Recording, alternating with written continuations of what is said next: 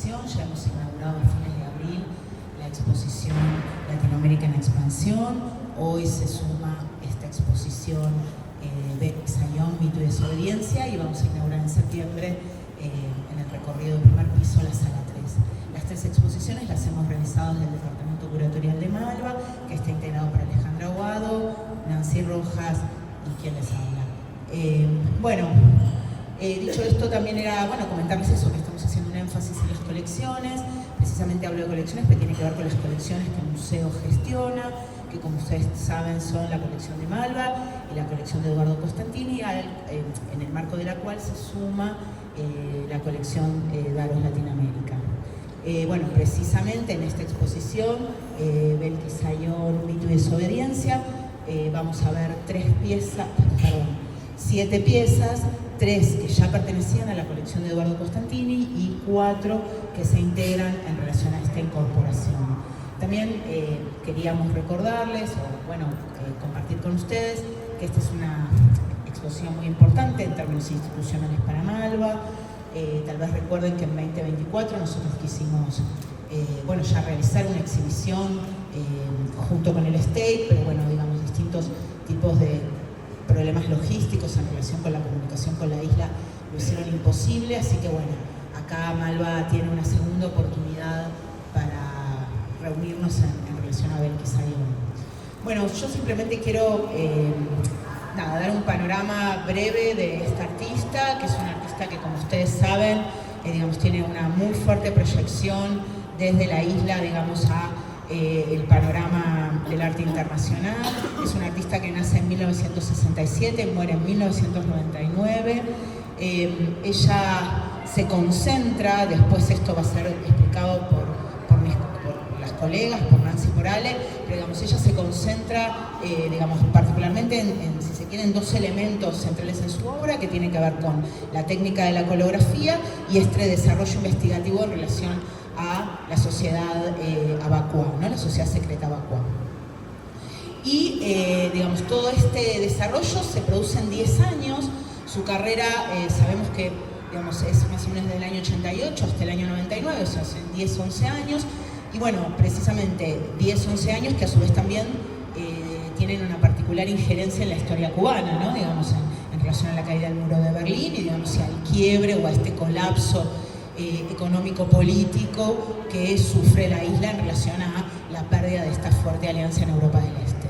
Entonces, en este sentido, esta artista, en relación a su trayectoria, ella va a participar, va a ganar premios, numerosos premios, esta carrera de 10 años va a ser muy potente, obtiene el premio de Casa de las Américas en La Habana, también la primera Bienal de Gráfica de Maastricht en Holanda, también la Bienal de Puerto Rico, la Poligráfica de Puerto Rico en el año 98, muchas más informaciones que obviamente ustedes las van a tener disponibles.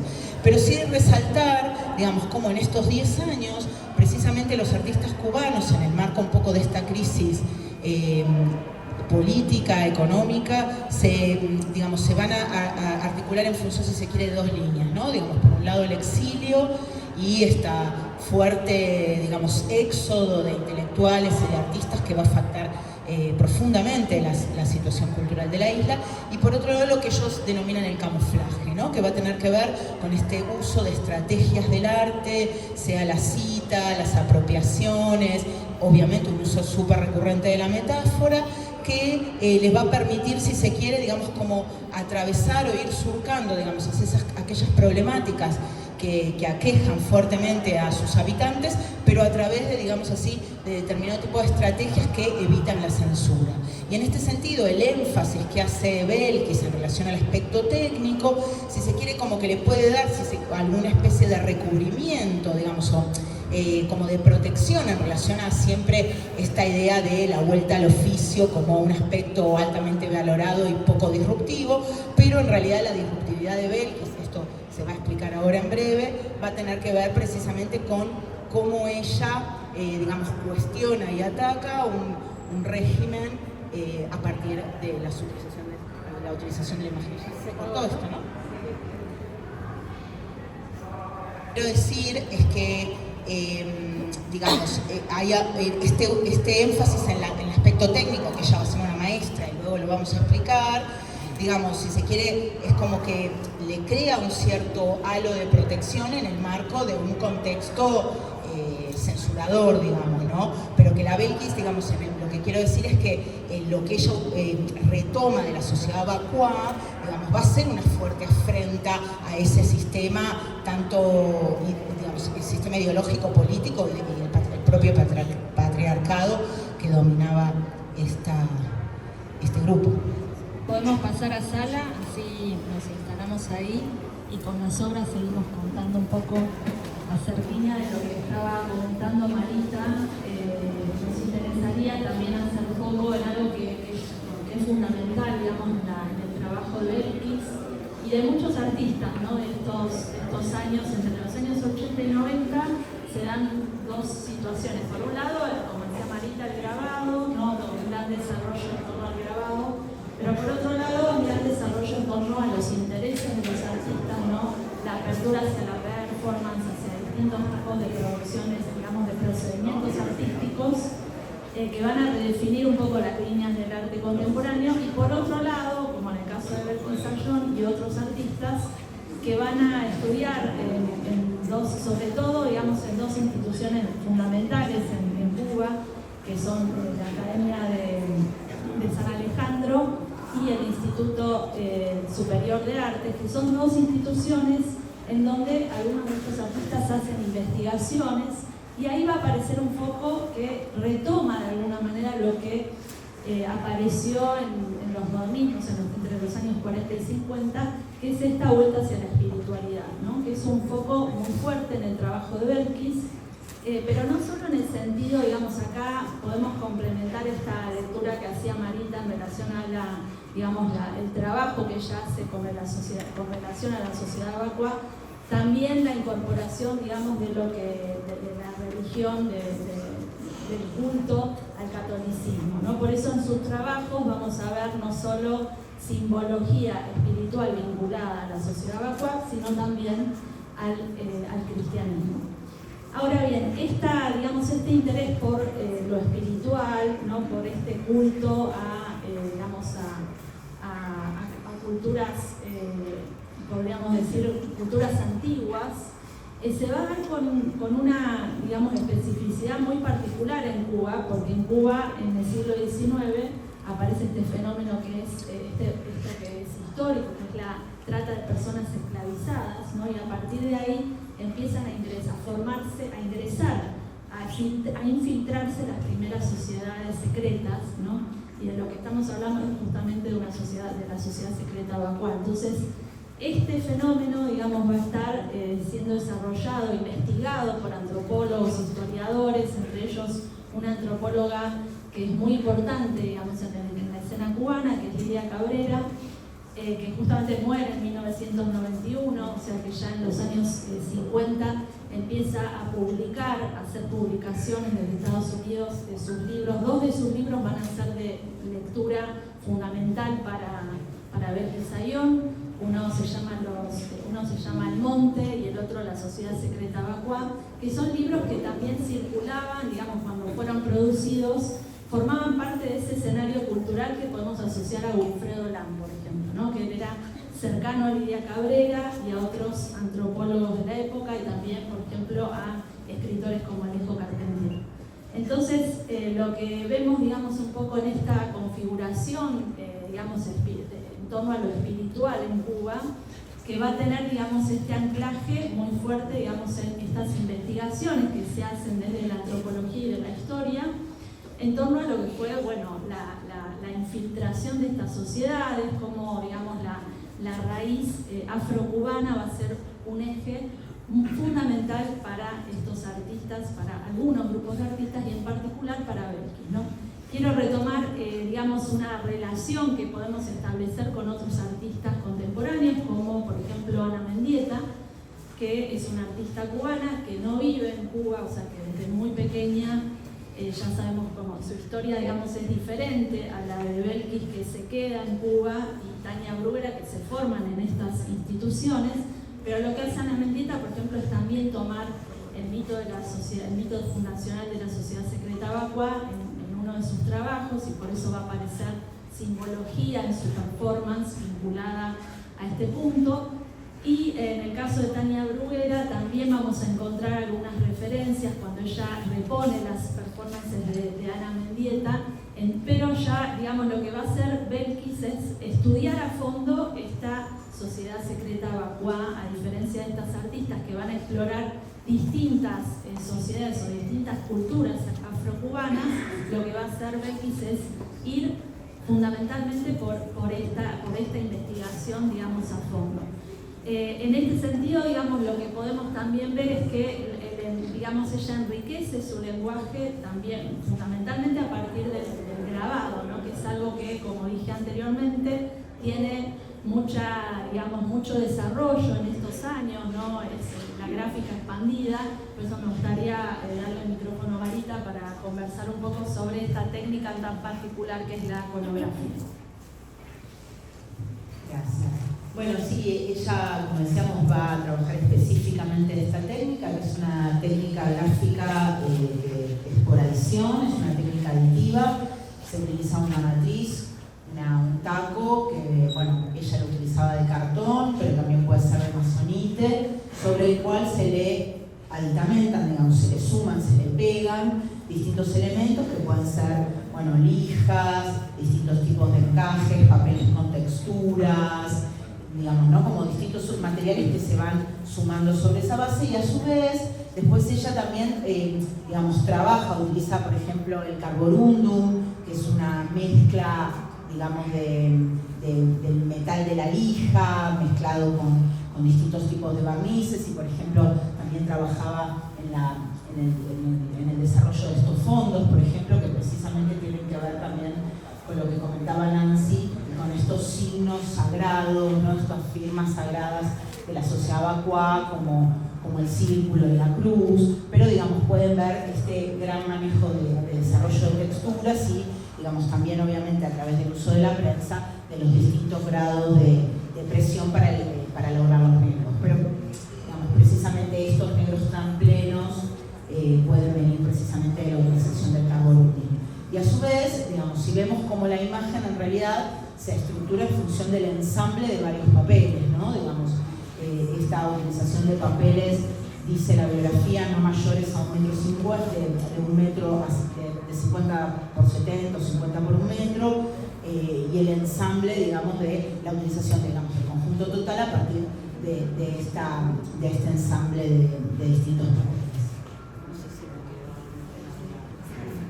Del mito fundacional de esta sociedad secreta vacuá. Algo que no dije antes es que esta sociedad se forma, digamos, son sociedades que se forman en África, que surgen, digamos, muy antiguamente, o sea, tienen larga data, que se infiltran en el siglo XIX en Cuba, y que surgen originariamente en la región del Calabar, actual Nigeria, y que en Cuba, digamos, se infiltran para dar cuenta un poco de esta resistencia de estos pueblos, ¿no? de estas personas esclavizadas, como factor de resistencia, pero también a la vez hay una cuestión fundamental en esto, y esto es lo que pone en crisis un poco Belkis, que son sociedades secretas masculinas, ¿no? Están formadas siempre por personas, digamos, masculinas. Entonces, lo que hace Belkis en su trabajo, y que vamos a ver, es que si bien ella toma el mito como punto de partida, lo va a transformar en su narrativa. Lo que vamos a ver es mujeres, digamos, los personajes son en general mujeres. Esa va a ser una transformación fundamental, y esto tiene sentido porque evidentemente hay también discusiones en torno a cómo el mito digamos, funciona en esta historiografía en construcción que se hace desde la antropología como significante del paso de las sociedades matriarcales a las patriarcales, ¿no? Eso es lo que, digamos, un poco todavía está en discusión si había sociedades matriarcales. Ahora siguen existiendo las sociedades secretas vacuá, que son las sociedades masculinas, pero también existen las sociedades matriarcales en estos años 90. Entonces hay un debate, digamos, que va a estar, digamos, un poco puntualizado a través de este registro que hace Belkis. Lo que dice el mito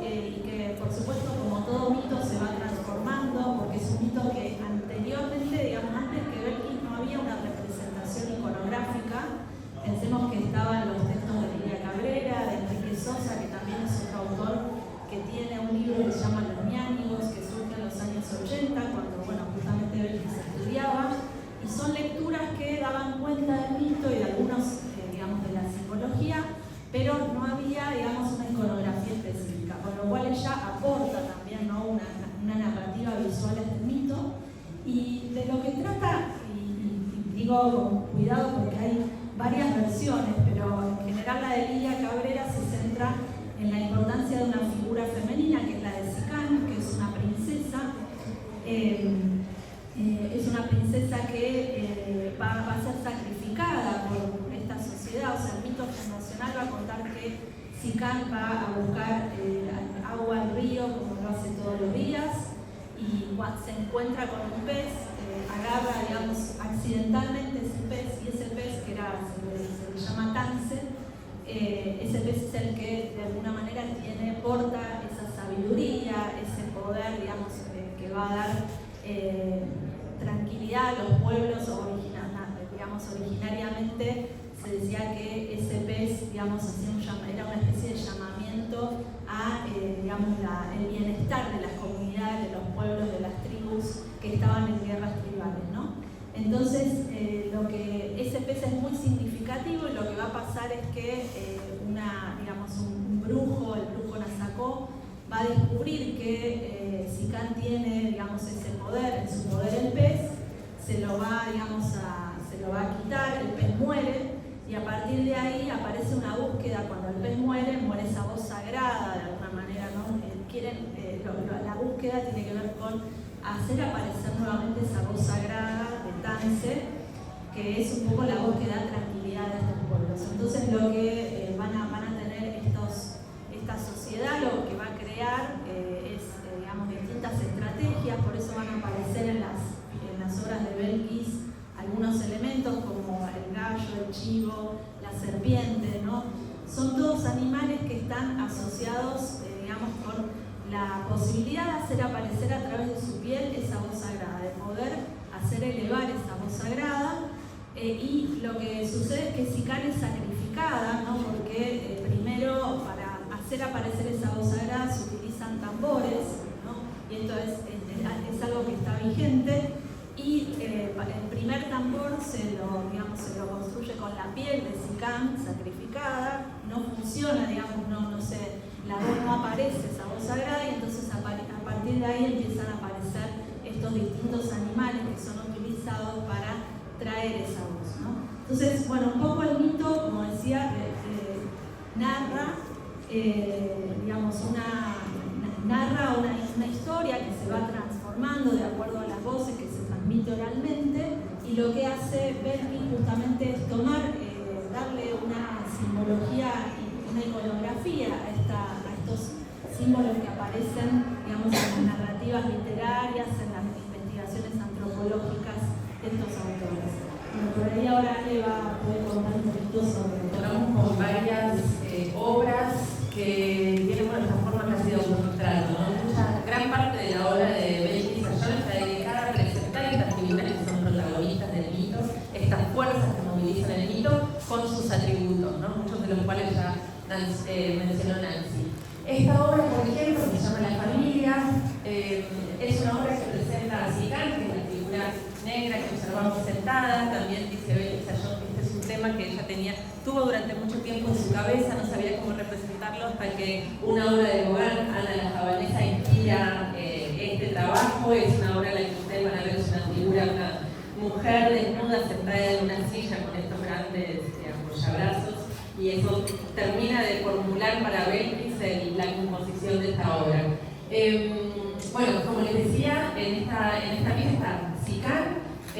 La piel, van a ver que es muy recurrente estos motivos, estas pieles de escamas, estas pieles de pescado, de pez, porque justamente, como mencionaba Nancy, Sicán es quien captura este pez sagrado, y según este brujo y quienes lo ayudaban, por magia de contacto, ellos creían que Sicán había recibido los poderes de ese pez. Entonces ella es la primera figura, el primer pez sacrificado para poder utilizar su piel y realizar este tambor en el que va a reaparecer esta voz sagrada. La figura justamente que está al costado, esta figura erguida, tenemos, bueno, ese brujo, ese hechicero, Nasacó, que tiene además esas hierbas que se usan en los ritos de purificación, ¿no? Era uno de los elementos que utilizaban en los ritos de iniciación también a las nuevas incorporaciones a la sociedad secreta. Y justamente el gallo era otra de estos seres que participaban fuertemente en estos ritos, ¿no? El gallo era una figura limpiadora, era un ser limpiador, purificador, que además se sacrificaba para revitalizar ese mito, ¿no? Y el chivo y la serpiente también son dos motivos recurrentes en las obras porque, como también mencionó Nancy, el chivo es el animal en cuya piel finalmente puede sobrevivir la voz de este pez sagrado, de Tancel. Entonces su piel es la que termina de configurar este tambor que se va a hacer sonar en estos ritos y a partir del cual los miembros de la sociedad se van a comunicar con sus ancestros, van a unir de alguna manera ese plano terrestre con el plano celeste, con este plano espiritual y ancestral, y recuperar esa voz que conecta, como decía Nancy, con la prosperidad y la salvación de ese pueblo. Quienes tengan esa voz van a salvarse también de los maleficios, ¿no? Todo el rito también está orientado a eliminar los maleficios, los malos espíritus, aquellos diablitos que podrían estar rondando por ahí. Otra de las figuras del poder que ocupan el mito es Mokombo. Hay dos figuras jerárquicas para la sociedad Bakuá. Uno es Mokombo, que es un rey, de alguna manera es un ser más político, es una figura más política, ordena el clan y está representado por lo general con piel de leopardo. El leopardo es justamente para Belkis la representación de ese poder masculino, ¿no? Y autoritario, de ese ser que sacrifica a Sikan, cuyo sacrificio además termina siendo en vano, ¿no? Porque su piel no logra el objetivo de ese sacrificio, que era recuperar esa voz de sagrada, ¿no? Así que aquí está Mokombo con su cetro, que también tiene las cabezas de chivo, y la serpiente, que me olvidé de mencionar recién, también aparece recurrentemente porque se dice, el mito dice, o en una de estas versiones, que cuando Nasako se da cuenta de que Sikan tiene este pez, manda a unas serpientes a asustarla, ¿no? Entonces estas serpientes de alguna manera rodean a Sikan. La idea era que ella se asustara y dejara caer el cántaro en el que estaba oculto el pez. Entonces esta figura aparece continuamente tanto como una alerta como una amenaza, ¿no? Y por supuesto también es un símbolo fálico. Aquí el retrato que está a la derecha de la escena, de la que vamos a poder hablar ahora, es un retrato de Sikan, que es esta mujer, ¿no? De la que venimos hablando, la mujer sacrificada, que está de nuevo con sus atributos, ¿no? Tiene el pez en el cántaro, sobre su falda, la serpiente, y en esa obra justamente se muestra ese recorte que vemos del modo en que ella compone ese fondo. Es algo que va a aparecer también después en su obra cuando ella empieza a recortar incluso los bordes de sus trabajos, ¿no? Ella deja de usar el fondo rectangular de los papeles y las siluetas de esas figuras aparecen ya recortadas sobre la arquitectura. Podemos hablar un poquito de esta obra de la cena también, y justamente también del color, de la importancia del color y del blanco y negro en su trabajo. Esta es una obra que ella, la matriz, la crea en el 88, si me equivoco, pero es una obra de suma importancia también porque marca el paso también del uso del color al blanco y negro, ¿no? De una manera muy fundamental. Ella realiza la matriz, las primeras versiones las hace en color, pero después ya de unos años, digamos, en que ella ya domina fuertemente esta técnica, y además domina mucho más el mito, siempre que el blanco y el negro es el color que de alguna manera funciona mucho mejor, ¿no? Para trabajar sobre los temas de secretismo y hermetismo de esta sociedad. Así que a partir del 88, si me equivoco, es cuando el blanco y el negro aparecen con todas sus... Perdón, 91, 88 hace la matriz y a partir del 91 ya el color no vuelve a aparecer. ¿Querés hablar un poquito más de la última cena? De la cena, perdón. Un poco como para cerrar con este capítulo, decir que la cena es una obra fundamental porque justamente rompe, digamos, con una cosa en su proceso de trabajo que arranca en los años 80, ella hace otras experiencias con color y trabaja, digamos, con la representación del mito fundamentalmente, ¿no? Como que se dedica a narrar el mito a través de sus imágenes. Acá ya aparece directamente la figuración más específica con la que ella, digamos, empieza a trabajar en los años 90, ¿no? Muy fuertemente el protagonismo de Sikan, que va a ser una figura que ella va a explorar en estos años y que va a aparecer sobre todo en el 93 en varios retratos la escena, obviamente, una cuestión que es la articulación entre este culto, digamos, cristiano, ¿no? Propio del cristianismo, que tiene que ver, digamos, con la última cena, que es este episodio, digamos, que se cuenta, digamos, en los relatos cristianos, pero también en el arte occidental, en la historia del arte occidental aparece, digamos, ese registro de la última cena, con lo cual a ella le interesa también, bueno, como contaba antes, sale con otra de las obras, esto de trabajar con referencias a la historia del arte, trabajar con referencias al propio mito, al mito que ella está investigando y narrando, y con referencias por eso la aparición de las cruces, por eso la aparición de los animales, los platos, digamos, las ofrendas, ¿no? Como son todos elementos. El pez es Cristo. El El pez también, Cristo se simboliza que está allá también en la cruz, Claro, que está el pez. Sí, Bueno, Y también el demonio, hay como un sincretismo muy claro, de hecho, explícito. en el año 98 a ella la invitan en Utrecht a, digamos, ella descuelga en la iglesia de Santa Bárbara en Utrecht, descuelga el Via Crucis y, digamos, lo reinstala, digamos así, con sus piezas. Bueno, entonces evidentemente va eligiendo, digamos, ¿no? Para cada punto de ese Via Crucis también determinados momentos de la vida de Sicán o digamos, del propio relato del mito. No, solo como acá solo le decía un comentario que me parece importante subrayar, ella nace en 1967, muere en 1999, tiene 32 años cuando muere, por ende decimos también esta carrera de 10, 11 años máximo, ¿no? Digamos, como para que, pero digamos, enfatizar esto de los 32 años.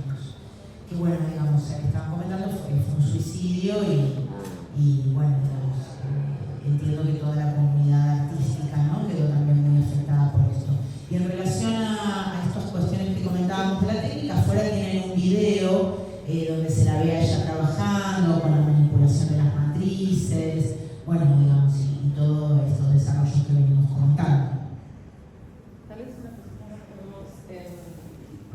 creo que en esta obra, como mencionaba Marita, se ve la importancia de estos símbolos y estos signos gráficos que para ella también son un primer motivo que le despierta ese interés también, ¿no? Hay algo que no solo tiene que ver con la historia, sino con la cualidad gráfica que tiene esta mitología.